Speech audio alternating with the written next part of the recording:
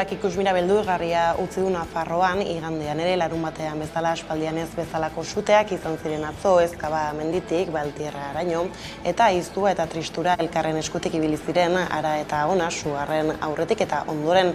Nafarroko gobernuak suten larrialdietarako eta babes zibilerako planen bigarren maila aktibatu zuen larunbatean eta lasaitasuna eskatu du asteburuan. Ere bi egunez suaren kontralanean aritu ondoren ordea, emaitza hau da hainbat sute kontrolatu gabe daude oraindik, 13 herri hustu dituzte eta 800 pertsona inguruk etxetik kanpo pasatu behar izan dute gaua.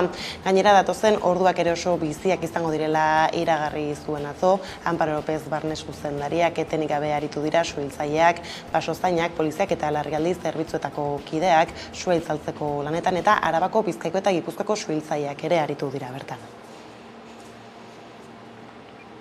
Arratsaldeon guztioi, beroak eta hegoaldeko haize zakarrak Nafarroako zuteak itzaltzea zailduko dute. Lurraldearen erdialdea ez dago beroagatik abisupean, baina 35 graduko maksimoak espero dira gaur. Haizeak gor joko du hegoaldetik eta iluntzera arte ez da aldaketarik espero. Javier Ramirez, Nafarroako lehendakariordeak beharrezkorik ez den bidaiarik ez egiteko eskatu die herritarrei suteetatik, bi bereziki aktibo daudela adierazi du Ramirezek ere foku nagusia Galipentzun eta Erreniegan dagoela baieztatu du eta egoera delikatua dela aitortu, beste 3 suteak egonkortzen ari direla azaldu du. Ahora mismo, sobre todo, 2 focos activos, muy intensamente activos, que hace que la situación sea sensible y delicada en estos momentos todavía. Al día de hoy, y siempre con la máxima prudencia, podemos decir que no tenemos daños personales de importancia, es decir, no tenemos heridos de gravedad durante esta situación de crisis. Como saben ustedes, Gobierno de Navarra siempre ha priorizado a la hora de la gestión de la emergencia primero las personas, salvaguardar, ser tremendamente garantista, la disponibilidad. Lasterrelduko diogu berriz suteen bilakaerari egunak baina baitu bestelako argazki garrantzitsu batzuk. Frantziako Asamblearako bosten bigarren itzuliak espero gabeko emaitza eman du. Pirinio Atlantikoetako laugarren hautesbarrutian Iñaki Etxaniz, Nupeseko hautagaia gailendu zaio, Anik Troudai, Esemleko hautagaiari 99 botoren diferentzia izan da bien artekoa. Emmanuel Macronen aldeko hautagaia nagusitu da Ipar Euskal Herriko zatean eta Frantziako ezkerraren aldekoa Biarnoan. Euskal Irratiei egindako adierazpenetan goresmenak helarazi dizkio Troudaik Etxanizin. Lehenik erteko gauzak bizikitinke izan diela eta goresmenak emaiten dutala nik Iñaki Etxanizi. Seurre denak hola da, hemen eskualerian haintzinean nintzen, untxan zinean, baina Biernesako aldian ez, eta olorenek du diferentzia egin. Eta jendeak hautatu dute, errespetatzen dut. Ordea 6. hautesbarrutian Aixe gailendu da Bizent Bru Esemleko hautagaia, gozen 60,21 eskuratuta eta bere eserlekua txikiko du. Ondoko 5 urteetarako era berean 5. hautesbarrutian Florence Lasserre Esemleko hautagaia nagusitu da, bozen 54,4 eskuratuta. Bestaldetik, Korsikako mugimendu nazionalistak duela 5 urteko arrakasta bera izan du Frantziako Asamblearako bozetan. 2017an uharteko 4 hautesbarrutietatik 3 irabazi zuen eta urten garaipen sorta hori mantentzea lortu du, naiz eta autonomistak eta independentistak zatituta aurkeztu diren. Gauzak horrela, emaitza orokorrei iso, Macronen aliantza gehiengo osotik urrun geratu da. Esemlek 246 diputatu bildu ditu Frantziako Asamblean eta Nupes ezkertiarrak 152. Abstentzioa 54%koa izan da.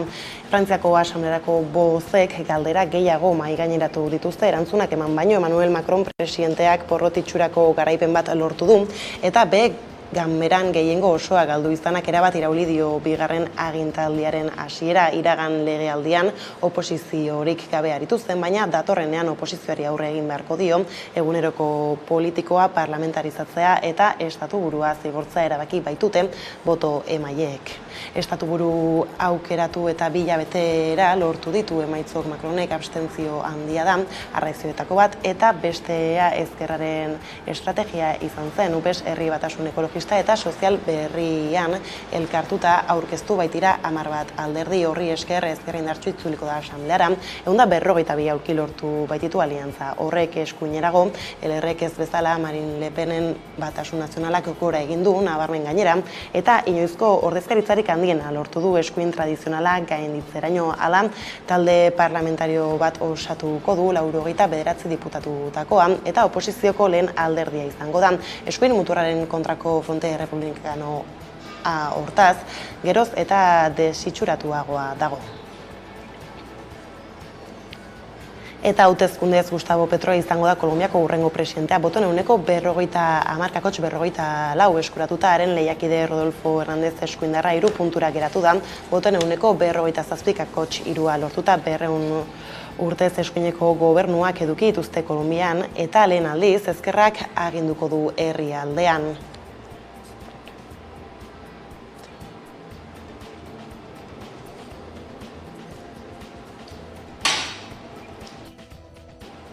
Nazioarteko gaiekin jarraiki Andaluzian ere ospatu dira bozak bart eta PPek gehiengo osoa lortu du. PSOEk inoizko emaitzarik txarrenak lortu ditu. Ezkerreko alderdiek banaketa ordaindu dute, ultraeskuinak ez du lortu gobernurako ezinbestekoa izatea eta Ciudadanos parlamentutik at geratu da. Erabateko garaipena eta gobernatzeko gehiengo osoa horra. PPek Andaluziak hauteskundeetan lortu duena 58 eserleku lortu ditu. Juan Manuel Moreno presidentaren alderdiak PSOEk baino 28 gehiago. Horren bestez, eskualdean historikoki nagusi izan den PSOEk inoizko emaitzarik txarrenak lortu ditu. Ikusmin handia zegoen eskuineko muturreko Vox alderdiaren inguruan espero zelako, emaitzak asko hobetza eta ezinbestekoak izatea PPrentzat gobernatzeko. Azkenean ez da halakorik gertatu. PPren emaitza honek eraginda 2 eserleku baino ez dituzte irabazi eta 14 diputatu izango dituzte. Ezkerreko alderdiak elkarrekin aurkeztu ziren 2018ko bozetara, baina banatu egin dira oraingoan eta garesti ordaindu dute. Orduan 17 eserleku lortu bai zituzten ere, horietako 10 galdu dituzte atzoko bozetan. Por Andaluzia koalizioak 5 eserleku lortu ditu eta parlamentuko talde propioa beraz. Adelante Andaluziak berriz 2 eserleku eskuratu ditu. Eguneko beste albistea beraz izan zena da, Ciudadanosek eman zuena ez duelako lortu parlamentuan sartzeko behar adina botorik. Ondorioz azken legegintzaldian Andaluziako presidente orde izan den Juan Marinek dimisioa aurkeztu du. Hauteskundeen bueltakoak horrela, gurera bueltan beste kontu bat. Ertzaintzak Mikel Karrerari leporatu dizkioetak Beasainen hil zituen 2 ertzainen hilketak. Eusko Jaurlaritzako segurtasun sailak jakinarazi duenez, Ertzaintzak Mikel Karrera euskal presoari leporatu dio, eta 2001an Beasainen hil zituen 2 ertzainen hilketak. Jaurlaritzak azaldu du duela 21 urte bildutako frogak berriro ikertu dituztela eta ondo gorde izanari esker ondo iroztatu dutela. Karrerak atentatu horretan parte hartu zuela, ikerketak irekita jarraitzen du. Pertsona gehiagok ere parte hartu zutelakoan, baina lehen ondorio hori Espainiako Auzitegi Nazionalaren esku utzi du Ertzaintzak segurtasun sailaren arabera. Jaurlaritzako segurtasun sailak atzo goizean jakinarazi zuen Guardia Zibilak gorpu bat topatu zuela Bidasoa ibaian Irunaldean, Behobiako zubiaren inguruan zehazki. Hilotza migratzaile gazte batena zen, 25 urtekoa. Gazteak ez zeraman dokumentaziorik soinean, baina atzmarken bidez identifikatu zuten Espainiako gobernuak Euskal Autonomia Erkidegoan duen ordezkaritzak jakinarazi duenez, Lanzarotera iritsi zen maiatzean. Errefuxiatuen nazioarteko eguna da gaurko gainera eta izaki horrekin bat egin dugu Naiara Gutierrez errefuxiatuekin erakundeko komunikazio arduradunarekin. Izan ere, migrazioaren bueltan ondu duten azken txostenean nabarmendu dute, geroz eta bide arriskutsuagoak hartzen ari direla entzun. Berriro ere Bidasoa aldean, ez da kasu bakarra, azkenengo urtean dakigunaren arabera behintzat 9 lagun hil dira, bide hori zeharkatu nahi zutenean, edo mugaren bestaldean Ziburun bai gogoratu behar dugu 3 lagun hil zirela trena pasazelako bertan zeuden tokian. Orduan, ikusten da, COVID garaia zizenetik, mugak berez blindatuta baldin bat zeuden, oso zaila baldin bazen bide seguru eta legalen bidez jende askorentzat, jazarpenetik ihes egiten duen jendearentzat ona etortzea, leku seguru batetara etortzeko. COVID garaia eta gero ikusi egin duguna izan da hori bera, ez? Mugak berriro ere itzi direla, ertziki gainera, eta horren eragina da jendeak gero eta bide arriskutsuagoak hartzen dituela. Eta lerroburuekin bukatzeko kulturarlora salto Irati Eibarrek, Irene Zalduak eta Kina Izkorbek dute periferiaren mugak dokumentala eta ikerketa lana sortu dute Euskararen errealitate desberdinetan sakontza izan dute helburu eta gaur bertan 11 telebistan dokumentala estreinatuko da gaueko 10etan lanaz hitz egiteko Aizkorberekin bat egin dugu eguerdian eta alaxe aritu da Euskararen periferiaz. Ikusten dugunean Euskal Herriko mapa ez dela hori muga hortako periferia, baizik eta Euskarak baduela beste periferia handiago bat. Sartzen duela bastante leku gehiago, eta nik uste ez dagoela zehaztua, ezin da zehaztu benetan zein den periferia hori, batzuk uste dute bat zaitekela eta beste batzuentzat beste bada. Lerroburuak horrela direla heldu diez eguneko argazkiari Nafarroan piztuta dauden 5 sutetatik 3 egonkortze eta zaintza fasean dauden. Javier Ramirez Nafarroko lehen presidente ordeak jakinarazi duenez zehazki, Los Arcos, Argedas eta Ezkabako suteak kontrolatutzat jo ditu Nafarroko gobernuak, baina baldintza meteorologikoak eta sute arriskuak tarteko zaintzen jarraitu behar duten. Hala une honetan, Galipentzu eta Erreniegako suteak dira kezkaiturri nagusiak. Atzo temperatura apur bat jaitsi bazen ere, bero handia egiten jarraitu du datozen orduotan, eta Nafarroa erdialdean 35 gradu ingurura iritsiko da termometroa. Beroak eta hegoaldeko haize zakarrak Nafarroako suteak hiltzatzea zailduko dute, egoera larriagotuz. Beraz, aldaketa klimatikoarekin lotu du gurean gertaera, Aitor Urresti Euskal Herriko Unibertsitateko energia berriztagarrietako irakasleak entzun. Tamalez, normaltasun berria bezala, ez? Hainbat elementu lotzen dira kasu honetan, temperaturak globalak orokorrean goraka doazten heinean, bero bolada hauek gero eta ugariagoak izango dira, baina honetaz aparte baita ere guri gertatzen zaiguna da, Saharako basamortua gero eta iparralderago dagola, ja Europan eta penintsulan ateetan, eta horrek baita ere aire beroa gero eta maizago helduko da gure gana, ez? Eta ez da bakarrik aire beroa, baita aire beroa eta lehorra, ez? Eta horrek zuten alde asko egiten da. Esaterako larunbatean 15 herri inguru hustu zituzten eta sua hurbil zegoelako, eta horiei beste 4 gehitu zitzaizkien gauean Legardako sutaren hurbiltasunagatik hartaztu udalerria tartean. Bertan egoerak zaila izaten jarraitzen du eta Lur Albizu bertako bizilagunarekin hitz egin dugu eguerdian, alaxe iritzi die sutei.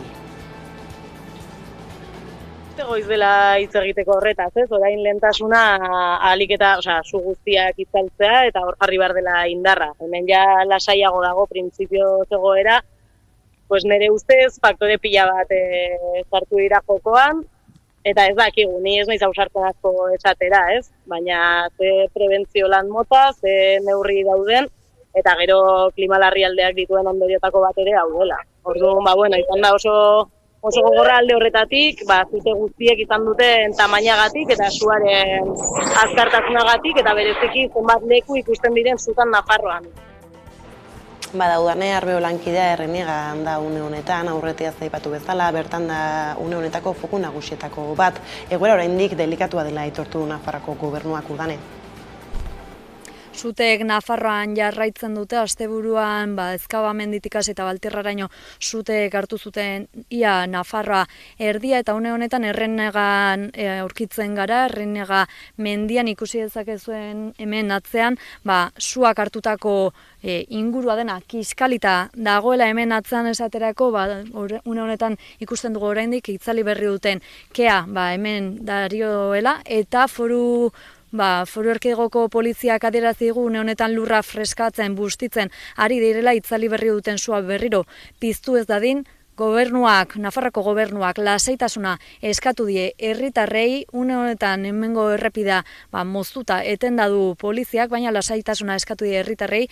14 herri inguru ustu ditu zeia da, bertako herritarrek etxetik kanpo pasa dute asteura eta azkeneko gau hauek, eta bertatik 800 bat herritarrek euren etxetatik kanpo egon behar izan dute, eta une honetan lasaitasuna eskatu die herritar guztiei. Foru erkidegoko egoera, une honetan Baltierra eta Herrienega dira kezka nagusiak diren puntuak, une honetan horiek dira kontrolpean ez dituzten inguruak, baina esan bezala, lasaitasuna eskatutu diete herritarrei eta ingurua benetan tristea, benetan horrela ikustea, denak kiskalita topatu dugu une honetan, eta ezin izan gara gehiago hurbildu esan bezala, errepida eten baitute bertako poliziek. Poliziekin batera militarrak ere ikusi ditugu, suhiltzaileak denak sute hauei aurre eginez, eta bertan topatu ditugu Cruz Rojako voluntarioak ere, langile horiei ura edota edozein janari euren eskuetara jartzen eta laguntzen. Ondo da, udane Iñaki Itoiz-Zuiltzaiarekin ere izan zara, Goizago Garesen gaurko egunaren ardura baitu berak, beraz berreskura ditzagun jarraianaren hitzak. Ardenas ahora mismo, Valtierra hay un foco nuevo con Cabrita. No sé si pertenecía a eso o es nuevo. Es lo que te puedo decir. Y el resto de ahí, vamos a decir, de Ardenas hasta la Sierra de Alaiz, descontrolado. Lo principal es salvar personas y poblaciones. El resto, pues, aunque la gente pueda parecer mal, pasa a ser secundario. Tenemos que priorizar eso. ¿Va mejor? Sí. Poco a poco, bien. ¿Más medios? Sí. Pero no podemos garantizar más. Gauza korrela jarraituko dugu zuten bueltako informazioa, orain ordea eguneko beste argazkiari heldu behar diogu. Lerrobuetan aipatu bezala Frantziako Asanblearako bozen bigarren itzuliak espero gabeko emaitza eman du Pirinio Atlantikoetako laugarren hautesbarrutian Iñaki Etxaniz Nupeseko hautagaia, gailendu zaio Anitro Undai esemleko hautagaiari 99 botoren diferentzia izan da bien arteko hain zuzen ere, halere Manuel Macronen aldeko hautagaia nagusitu da Ipar Euskal Herriko zatian eta Frantziako ezkerren aldekoa Biarnoan.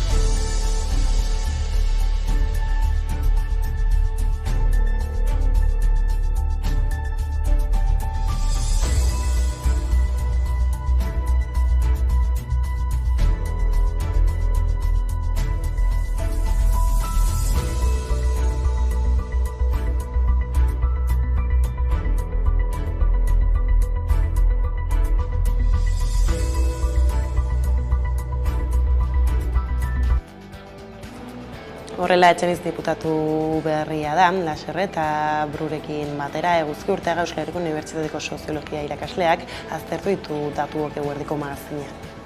Argi dagoena da, Etxebaik jokatu duen papera ezinbestekoa izan dela, kontutan izanik lehen itzulian 10% eskuratu zuela, barruti oso, baina Ipar Euskal Herrian 18% ere eskuratu zuela, eta naiz eta EH-Baik ez zuen boto konsignarik eman bigarren itzuliari dagokionez, hala eta guztiz ere erakutsi zuen hurbilago sentitzen zela Etxanizetik ez eta Trundaitik, eta horri gehitu behar zaio ere, Egoitz Urrutiko Etxeak hautagaiak alegia esan zuela, bigarren itzulian Etxanizen alde bozkatuko zuela.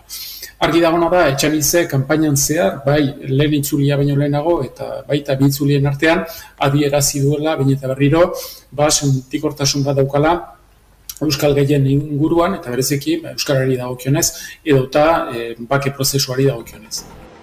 Eta gaiztatuta Pirinio Atlantikoetako Akademia Ikuskaritzaren Baionako egoitzaren okupazioa bertan bera utzi duela iragarri du Bart Seaskak agerraldi jendetsu batean. Asteazkenean abiatu zuten ekintza azterketak euskaraz pasatzeko eskubidea aldarrikatzeko eta iragarria zuten ez direla mugituko handik Frantziako hezkuntza ministroarekin bilkura bat lortu arte.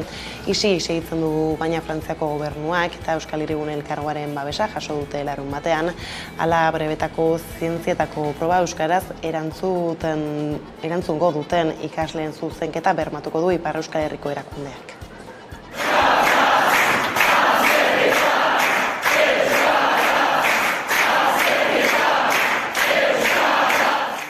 Erran behar da, Parisetik ez dugula berdikukan.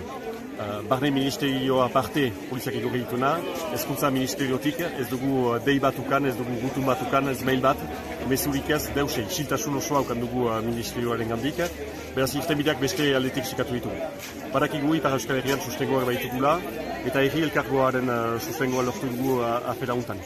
Ondoko azterketak, brebetan, zientztako froga gure ikasleek euskaraz eginen dute, eta gure kopi horiek euskaraz zuzenduak izanen dira herri elkargoaren laguntzari esker. Gure 250 ikasleek eskuaraz eginen dituzte zientzietako azterketak, eta azterketa horien kopiak zuzentzeko uztailaren 5 eskual elkargoak egoitza publiko bat ezarriko du Seaskaren esku.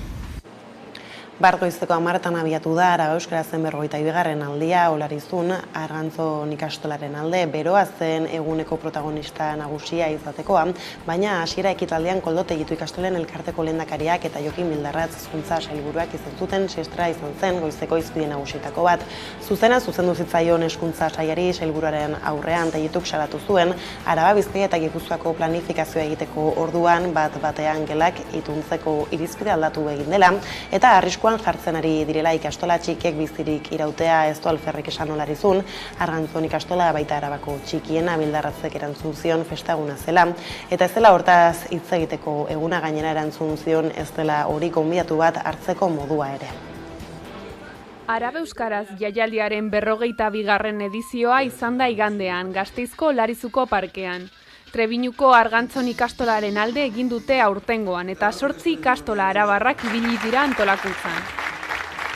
Urte osoan egon gara antolatzen, 8 ikastolak, eta antolaketa gogorra izan da, batez ere azkenengo egunak, kriston beroarekin egin dugu montaje guztia. Baina oso ondo joan da, eta gaur dena prest, eta momentu arazorik gabe. Agu Trebiñun gauden ikastola bat gara, eta mundu guztia gonbidatzen dugu etortzera, ezagutzera behartako realitatea, eta aurrera jarraitzea, Trebiñu euskalduntzen. Hasierako ekitaldiarekin eta omenaldiarekin abiatu zen goizeko 10 Olarizuko etxaldean 8. alaba lelopean. 1981 lehenengo Araba Euskaraz egin zenean, agertzen zen 7 kuadrilen aldeko Araba Euskaraz bat izango zela. Eta horretan oinarrituta pizka bat, eta aurten ere Olarizura bueltatu garen ez lehenengo Araba Euskaraz Olarizun izan zela, horretan oinarrituta 8. alaba, kasu honetan Trebiñu izango litzateke, eta 8. ikastola ere Argantzon ikastola izango litzateke. Ekitaldian ikastoletako Jaurlaritzako eta udaleko ordezkariak izan dira. Auzolagaren seme-alaba dira ikastolak. Euren sorreran ezinbestekoa izan zen horrek, beharrezko izaten jarraitzen du gaur egun ere. Batez ere, Argantzun bezalako ikastola txikientzat. Beraiek dieten bezala, Trebiñu Araba da. Trebiñu Euskara da. 7. alabaren 8. alaba. Deno bai gaude, hasieran esan dudan moduan, edo egun berko gara itsasontzi berean. Deno bai dugu, nahi dugu, hezkuntza sistema aurrera ateratzea eta gure seme-alabek etorkizun oparo izatea. Hasierako ekitaldiaren ondoren ibilbideari ekin zioten protagonistek Olarizutik. Lehen ordutik eta egun osoan zehar giro aparta gozatu ahal izan zuten Olarizu inguruetara bertaratutako milaka lagunek.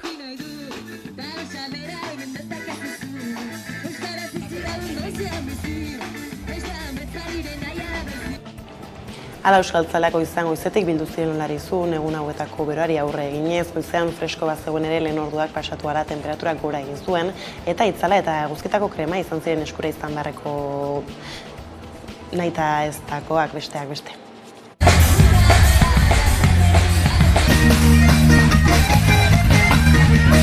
Nondik zatozte? Amurriotik. Orozkotik. Agurainetik. Vitoria. Agurainetik. Gasteiztik. Armentik ikastolatik gatoz. Pues gaur lehen da bizi lagunduko dugu pizka txoko honetan, eta gero ikastola laguntzen gaude. Bai, eta gero ja jango gara festa bat, pizkatu bat. Ondo pasatu, da? Bai. Euskaraz disfrutatu?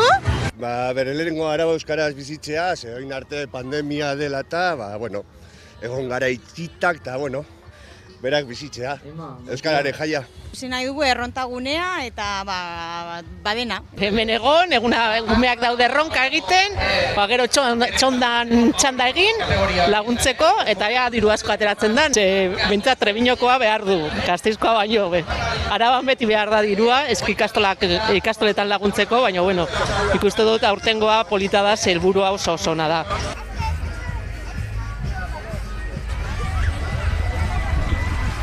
Kantatzera kantu jirako, Gasteizko kantu jirako, eta adineko badakizu, Euskararen alde eta dela, jende asko, eta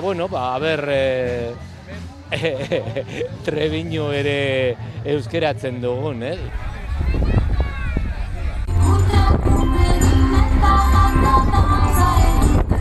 Euskarriak eta zer gehiago. Enekantak. Guztia. Eta enekantak. Guazen eta zukasuan. Denok guztiak hemen eguna pasatzera.